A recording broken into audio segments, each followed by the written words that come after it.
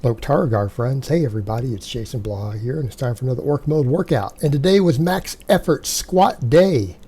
I was very happy with squats because this is very, very aggressive band tension. And in terms of doing squats against bands at all, this is a PR. And it's a PR using the heaviest bands I've ever done for a 1 rep max on top of it. So what do I mean by that? A lot of people look at this and say, well, 432 squat against bands, I mean, that's okay, but didn't you just box squat 502 a few weeks ago? I did. But go back and look at my max effort work. And this is where people need to understand the difference between bands and chains for heavy work. Bands are dramatically harder. In other words, if you take a max lift that's 50 pounds of chains or 50 pounds of bands versus 50 pounds or 100 pounds of chains, 100 pounds of bands, you are not going to be able to lift the same weight with the same band tension as you will chain weight. You will simply not be able to do it. They could literally be 40 or 50 pounds apart. So in other words, if we look week 6 and 7 before my PR, right? My 502 box squat, what did I hit on bands? I hit against 50 pounds of bands. I did 425 7 weeks before. And then I did 405 with 65 pounds. That's all I can handle. With 65 pounds of band tension, I could only handle 405. 6 weeks after that, I walked in and hit a 502 raw box squat onto the same box. In other words, I was able to squat in both cases more the combined plate and band tension weight. I was able to squat more. So even if we were to extrapolate that down and say, well, even if we compared this to the 65 pound of band tension with this same weight on there, this is almost 30 pounds heavier of just straight bar weight. So what this means is that most likely my max squat has gone up 20 or 30 pounds. Additionally, is what I'm predicting next time I test it. So if I end up testing it about every 11 or 12 weeks or so, which is probably reasonable, I don't think it's unreasonable for that 502 to be 522, 532, something in that range at the rate I'm going. Right? That's what we would expect. Now, if we watch here, what do we see as the weak link? Because that was pretty fast. And it has to be fast. You can't grind maxes with bands. You can't do it. They will not grind. You will miss the lift. My quads are still the weak link there because we can see just that little bit of forward lean. But the benefit is that we can talk a lot later about some of the perks I'm getting out of all the accommodating resistance, because that's been how I did my last PR. That last sequence of weeks, I ran, like I started with 405 with just over 100 pounds of chain tension. And I added plate weight and reduced chains every single week, and then bam, hit that 502. Right? That's how I did it when I dropped the bands out. So if we're rotating through this stuff and you realize that of basically you just get heavier and heavier at the bottom while keeping chain weight pretty much at the top, it worked because I worked on weak links and stuff too. Now, we know that my quads are the weak link based on that. So if I keep doing these strength testers and I keep practicing doing maxes against random various lifts like that, what happens? We keep building max strength, and we build max strength through odd angles. So we know my quads are the weak link, and on my deload, I actually did some step ups. So I've been practicing these. All right, I've also gone to my 20-inch box instead of an 18-inch bench. So this is now stepping onto a 20-inch box. This puts me into a deep squat position at the top. Right, this puts me at a squat position that's below parallel. What do we know about that? That forces the quads to work harder, particularly the lower quad. So the whole point here is that, like today, I did 6 sets of 10, counting 10 meaning each leg being done once is 1 rep. So it ends up being 20 total steps with each set, but it's 10 on each leg, and I'm alternating them. If we look at that, it's essentially a unilateral movement put into a deep squat position to where I'm basically squatting my entire body weight plus a little light 55-pound bar. When you guys factor in that I weigh 218, 219, right? And even though the one leg is kind of up there, I've got a boot on the other leg and I've eaten. So it's still not unreasonable to assume that's close to 220 being pushed up with one leg plus the bar weight. All right. I'm coming from a deep squat angle. and stepping up into it and having to squat it up on each leg. All right, this helps with compensatory strength because I know from doing these, I can tell that my left leg is weaker. So a few of them I stopped and did an extra rep or focused a little more on the left leg. In the very, very final set, I added one more rep for the weak leg, right? One more rep for the weak leg on the 6th set because I can tell that's the weak link. So we keep working it. This will help, number one, with imbalancing compensatory strength. It's going to force my weak leg to work a little bit harder so that we make sure, and some of those I really struggled with the left leg, and it's because of getting the balance right. This will balance out over time as I do more of them. I'll get more and more focus on really getting that weak leg to work for me because we can tell it's a struggle. But it will get stronger, and it will be forced to balance out more and more. And this will hypertrophy my quads. Because if we think about the workloads, even if I only do these once a week and then I go to my other stuff, my quads are getting all the speed work and box jumps and everything on the other day. This is coming in and just straight hitting them with pure tension and metabolic fatigue. But again, we're doing it in a way that works the low quad. The whole quad gets worked here, but the lower quad gets worked a lot more than most exercises. If you think about it and you look at the squat, when you're in a deep squat position, what part of the quad gets worked the hardest? The lower quad. We know that the deeper you squat, the more emphasis goes further down the quad towards the knee. Half squats only work the upper quad to a large degree, for example. So we're building that lower quad with tons and tons of tension. Well, a lot of times we would say, well, that gives you more strength potential, but if you're not training for maximum weight, it doesn't fully carry over. But I'm doing maximum weight every week. We're hitting maxes. So we are training for max strength on a variety of big exercises, right? Of squats, deadlifts, and presses of different types. So I'm always training max strength. So any hypertrophy I add to the weak links does what? Will make me stronger because we're already training the max strength. So we put large amounts of hypertrophy work in, and that is a secret to a system like this. We take all of those max lifts, and we look at all of them, and we say, what's the weak link in every one of these? Because if in a supplemental movement, if we know that box squats against bands will increase your back squat, you should get as strong as possible with box squats against bands. And I'm using that as an example, because you know it's a supplemental lift that carries over. It's a strength tester and it teaches you to strain, but it also has a certain explosive component to finish through with the bands that you maybe don't need with chains or straight weight. So if we get good at all of these types of squats, and just using the squat as the example, I'm going to do like 6 different types of squats. We look at all of them and say, okay, where's my weak link in that? Well, that weak link, we need to hypertrophy it. Okay, if we do that with 5, 6 different types of deadlifts, 9 or 10 different forms of presses, what ends up happening?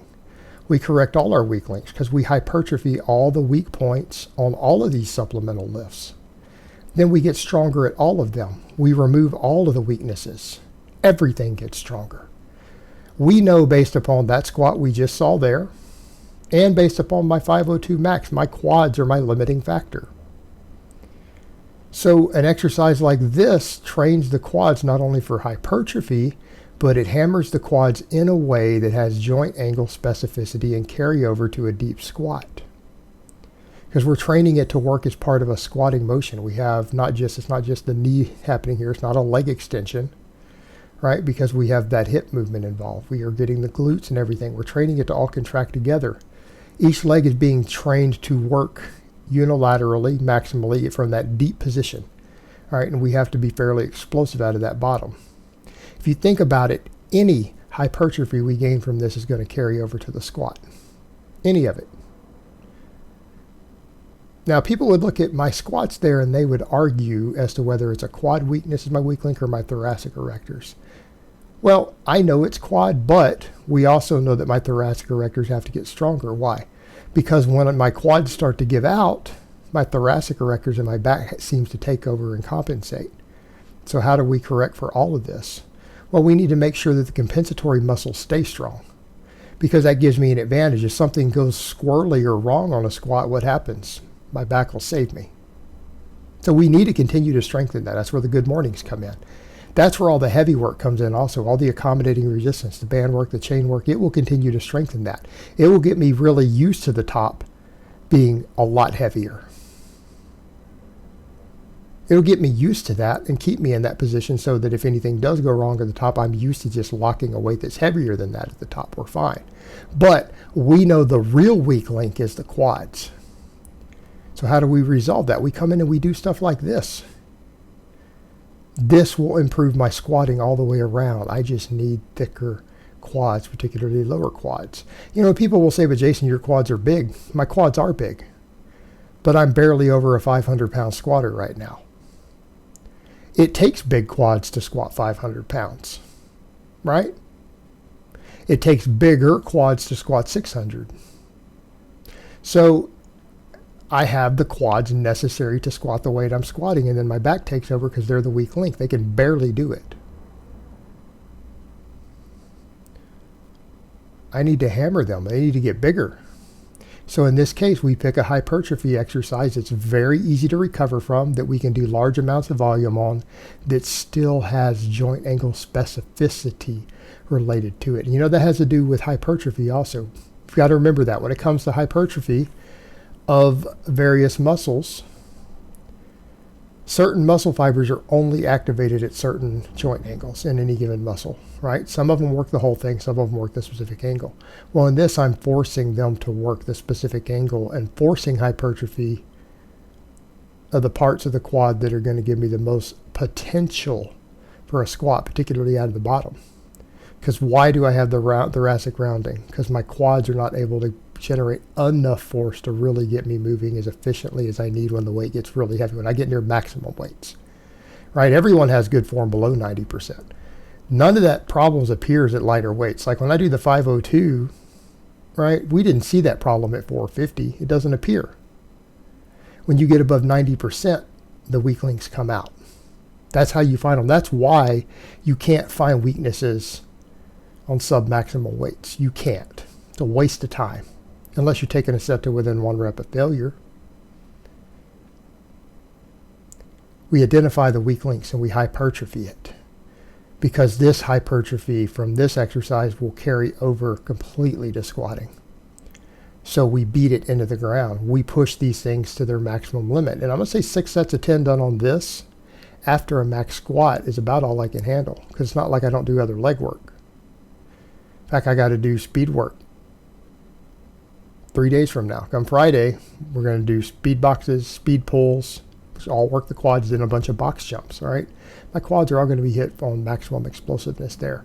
So we really get that hypertrophy here. The deep metabolic fatigue. So we train maximum effort, then metabolic fatigue, and then we'll do all that dynamic work, which will create its own fatigue from the volume also. I'm going to keep my quads growing. Keep the quads growing till that 500 on the box turns into a 550 on the box with less form breakdown. Keep moving forward. We get stronger. And the whole point of all this training, remember, we got to get thick as peanut butter. We want to look like a strength athlete. We don't want to look like Hercules. We don't care about bodybuilders. We want to look strong, right? And when you have quads and erectors and triceps and hamstrings and traps, you look strong. You need to get thick in all those places. Look strong and be strong. It's the name of the game. So all of this work afterwards is about thickening you up in the right places. Because if you get thick in the right places, you'll grow from the supplemental lifts. In other words, if my squat goes up 10%, all my speed squats have to go up 10% to compensate. If my max goes up 10%. Well, if the speed squats go up 10%, they have a large hypertrophic effect. Everything grows. So if we get the weak links bigger and stronger and thicker, everything grows. Right? It's about making efficient use of your time. It's not coming in and beating every part of your body with maximum volume, hitting your weakest links with maximum volume so that you make everything else grow from the other lifts. Get thick in the right places and everything will grow. Everything will get bigger and stronger. Think of it as a trickle-down effect. But these were tough, and I'm not going to lie. There's definitely a conditioning component to that. That's why I'm having to do more and more conditioning work. And I'll talk about more of that later too. I've been increasing that I've been increasing that. In fact, it's getting hard to even keep my caloric intake up. So that's getting to be the interesting thing. I think I'm going to have to eventually, I'm going to reach a threshold to where I just can't eat while still eating the clean foods that I want on the diet I want to do. Getting enough food in may eventually just be an issue, and that's fine. That means I'll have to get leaner at that point. Don't worry about it. You won't have to worry about it. It'll happen by default. Because again, it's not like I eat any junk food or processed food or any of that. So, you can only stand so much meat every day. And we did the good mornings. 6 sets of 10 also. Did these against bands. Why? Because I don't want to do tons and tons of volumes. The bands themselves create additional micro tearing that you don't get from straight weight. Right? Bands are their own beast. So this band really forced me to snap against the bands. Worked my hamstrings. Worked my thoracic erectors. Right? All these things. Got a nice snap to them, and especially with the bands. Like if people talk about, well, they feel a stretch reflex on like a Romanian deadlift, might I suggest you try good mornings against bands and come back and tell me how much of a stretch reflex you get. I'm not saying it doesn't get one. This is more pronounced. This will put meat on your hamstrings, your erectors, everything else, but without dealing with the fatigue of gripping a weight. You know, if you're going to grip a weight, then do a grip exercise. I'm not saying Romanian deadlifts don't work. I'm just saying good mornings are a little more versatile. And this is a perfect example. Perfect example. They bring a lot to the table. By the way, I program both for my clients, depending upon where they're at in their training. So I don't want people to think that I'm disparaging the Romanian deadlift. Some of my clients who pay me to write their programming do Romanian deadlifts. Depends on what you need in your training. For me right now, the good mornings work. I'm getting so much grip work with all the pull-ups and all the weighted carries. I'm fine. I'm not worried about grip work. And this will carry over to my deadlift. Come over to the other point. Okay, so all we did was a max squat today. Same thing when the max deadlift rolls around. And then if I do a bunch of step ups and a bunch of good mornings, am I not hypertrophying all the muscles involved in those lifts? Of course I am. They'll still increase. They'll still increase even if I only train each one heavy every other week to a max. The supplemental work builds everything. Build the right muscles, train for the max strength, and it'll all carry over. Plus, they both get done on speed day anyways.